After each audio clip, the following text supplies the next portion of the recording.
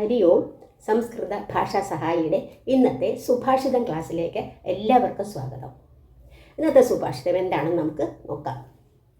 സർപ്പോ സർപ്പദുർജനയോർ മധ്യേ വരം സർപ്പോ ന ദുർജനഃ. സർപ്പോ ദശതി കാലേന ദുർജനസ്തു പദേ പദേ.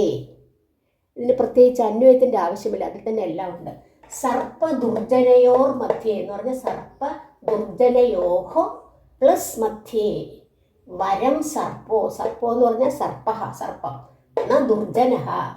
സർപ്പോ ദശതി കാലേന. സർപ്പോ എന്ന് പറഞ്ഞാൽ സർപ്പഹ ദശതി കാലേന. ദുർജനസ്തു. ദുർജനഃ പ്ലസ് തു പദേ പദേ. സർപ്പദുർജനയോർ മധ്യേ. സർപ്പദുർജനങ്ങളുടെ മധ്യേ, അവരുടെ ഇടയിൽ. എന്താണ് വരം സർപ്പോ? വരം എന്ന് പറഞ്ഞാൽ ശ്രേഷ്ഠം അല്ലെങ്കിൽ നല്ലത് എന്നുള്ള അർത്ഥത്തിൽ. വരം സർപ്പഹ ന ദുർജനഃ. ദുർജനമല്ല, അതിൽ ഏറ്റവും ശ്രേഷ്ഠമായിട്ടുള്ളത് എന്താണ്? സർപ്പമാണ്, ദുർജനമല്ല. എന്താ കാരണം? ആ കാരണമാണ് അടുത്ത രണ്ട് വരിയിൽ പറയുന്നത്. സർപ്പോ ദശതി കാലേന. സർപ്പം എന്ത് ചെയ്യുന്നു? കാലേ ദശതി, കൊത്തുന്നു അല്ലേ? ദശതിനെ കൊത്തുക. അതിൻ്റെ ഫലം എന്താ? കാലേന, ഉടൻ തന്നെ മരണം സംഭവിക്കുന്നു. കാലേന, വിഷമിറക്കിയല്ലേ സർപ്പം. അപ്പോൾ ദുർജനസ്തു. ദുർജനഃ പ്ലസ് തു. ദുർജനസ്തു എന്ന് പറഞ്ഞാൽ ആകട്ടെ, ദുർജനമാകട്ടെ പദേ പദേ, കാലക്രമേണ ഇഞ്ചിഞ്ചായി കൊല്ലുന്നു എന്നുള്ള രീതിയിലാണ് പറയുന്നത്. അപ്പോൾ ഇതിനാൽ നേരിട്ട അർത്ഥം ഇപ്പം സർപ്പ ദുർജനയോർ മധ്യേ വരം സർപ്പോ ന ദുർജനഃ. സർപ്പോ ദശതി കാലേന ദുർജനസ്തു പദേ പദേ. അപ്പോൾ ഇനി ഇതിൻ്റെ അകത്തുള്ള മീനിങ് എന്താണെന്ന് നമുക്ക് നോക്കാം. ഇപ്പോൾ പറഞ്ഞു സർപ്പവും ദുർജനവും എന്താ ഒരുപോലെയാണ്. കാരണം അവർ മറ്റുള്ളവരെ ഉപദ്രവിക്കുകയാണ് ചെയ്യുന്നത്. പക്ഷേ ഒരു വ്യത്യാസം മാത്രം, സർപ്പം വിഷമിറക്കി പെട്ടെന്ന് മരിക്കുന്നു, നമ്മൾ പെട്ടെന്ന് മരിക്കുന്നു. എന്നാൽ ദുർജനങ്ങൾ എന്ത് ചെയ്യും? നമ്മളെ ഇഞ്ചിഞ്ചായി കൊല്ലുന്നു. അതെങ്ങനെയാണ്? അപ്പോൾ സാധാരണ ദുർജനങ്ങൾ എന്ത് ചെയ്യും? നമ്മളെ ആത്മാർത്ഥമായിട്ട് ആത്മാർത്ഥമായിട്ട് സ്നേഹം നടിക്കും. വലിയ സ്നേഹമാണെന്ന് നടിച്ചിട്ട് നമ്മുടെ ഒട്ടി നിന്ന് നമ്മളിൽ എന്തെല്ലാം ഉണ്ടോ രഹസ്യങ്ങളെല്ലാം ചോർത്തിയെടുത്തിട്ട് എന്താ ചെയ്യുന്നത്? അത് എന്നിട്ട് നമ്മളെ പതുക്കെ പതുക്കെ നശിപ്പിക്കും. ചോർത്തിയെടുത്തിട്ട് നമ്മളെ പതുക്കെ നശിപ്പിക്കുകയാണ് ചെയ്യുന്നത്. നമ്മളെന്ത് ചെയ്യും? ഒന്നും അറിയാതെ നമ്മുടെ കാര്യങ്ങളെല്ലാം അവനുമായിട്ട് ഷെയർ ചെയ്യും.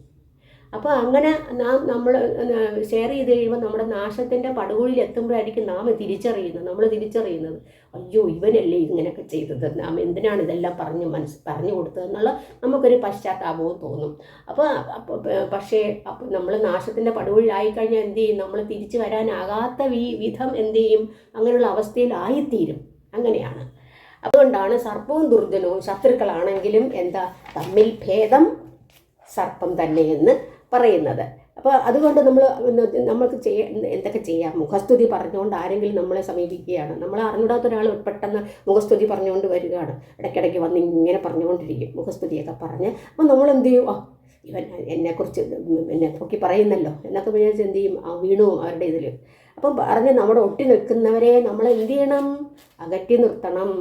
അതുമാത്രമല്ല, നമ്മുടെ പ്രീതി നേടാനായിട്ടാണ് അവനിങ്ങനെയൊക്കെ ചെയ്യുന്നതെന്ന് ഓർക്കണം.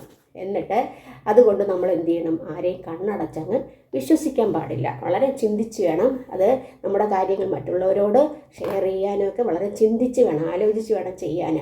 പിന്നെ അതുപോലെ പ്രത്യേകിച്ച് ഇന്നത്തെ ജനതയിൽ എന്ത് ചെയ്യണം? ഇന്നത്തെ ജനതയുടെ പ്രത്യേകത എന്താണ്? ജനതയിൽ ഭൂരിഭാഗവും എന്ത് ചെയ്യണം? സ്വന്തം കാര്യത്തിന് വേണ്ടി, സ്വന്തം നേട്ടത്തിന് വേണ്ടി മറ്റുള്ളവരെ ഏത് രീതിയിലും ദ്രോഹിക്കാനും ഒക്കെ ശ്രമിക്കുന്നവരാണ്. അപ്പോൾ സ്വാർത്ഥ താല്പര്യമുള്ളവരാണ് ഇന്നത്തെ ജനതയിൽ ഭൂരിഭാഗവും. അതുകൊണ്ട് എന്ത് ചെയ്യണം?